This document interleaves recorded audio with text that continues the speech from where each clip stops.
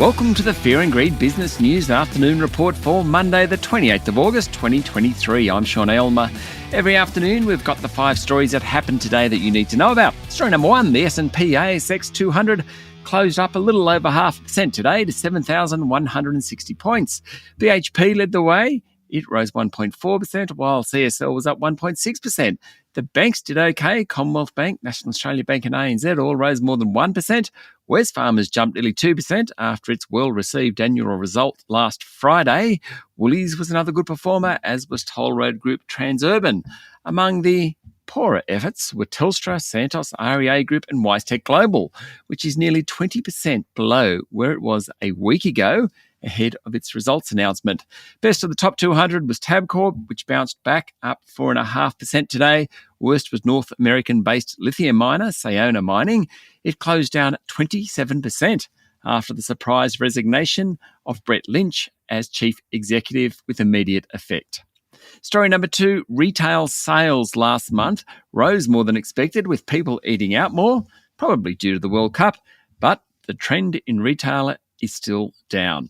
Turnover was up 0.5% in July and almost 8% higher than a year earlier. In real terms, which includes the impact of inflation, sales have been declining since December last year, according to AMP's Diana Messina. Last month, food spending was flat, household goods retailing dropped slightly, and eating out rose.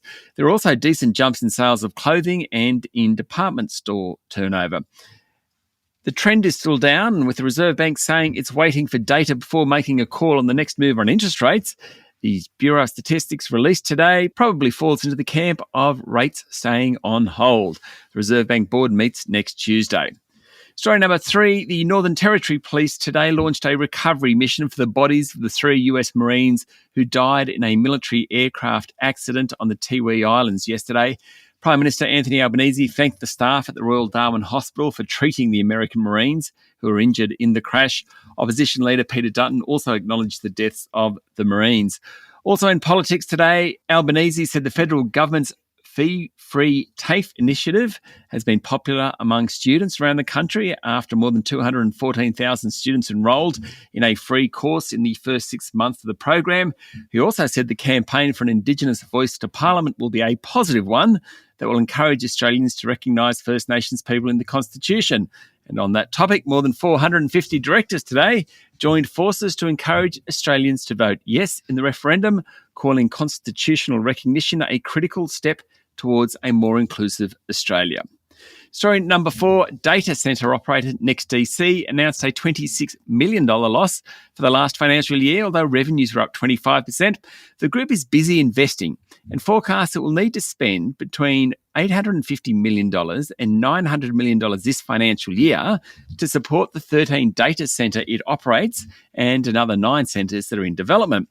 That's because major customers like Google, Microsoft and Amazon are demanding more cloud computing infrastructure. While NextDC's share price ended down 2.6%, it's been a very strong performer this year, up nearly 50%. And story number 5, Chinese stocks jumped today after authorities announced several measures to encourage investors, including a reduction of the stamp duty on stock trades and a slower pace of initial public offerings. The CSI 300 index of mainland shares rallied more than 5% in early trading, one of the biggest jumps in 3 years. But one stock not doing very well today was property developer China Evergrande Group. Now, of course, that's the stock that got into all sorts of trouble last year with massive debts. It rejoined the Chinese market today. It had been suspended for 17 months. Its share price fell 87%.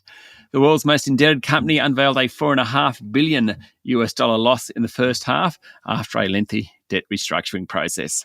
That's it for the afternoon report for Monday, the 28th of August, 2023. Don't forget to hit follow on the podcast and find Fear and Greed on LinkedIn, Instagram, Twitter and Facebook. Join Michael Thompson and I tomorrow morning for the Fast 5 by Fear and Greed, the top 5 business stories you need to know in just 5 minutes. I'm Sean Aylmer. Enjoy your evening.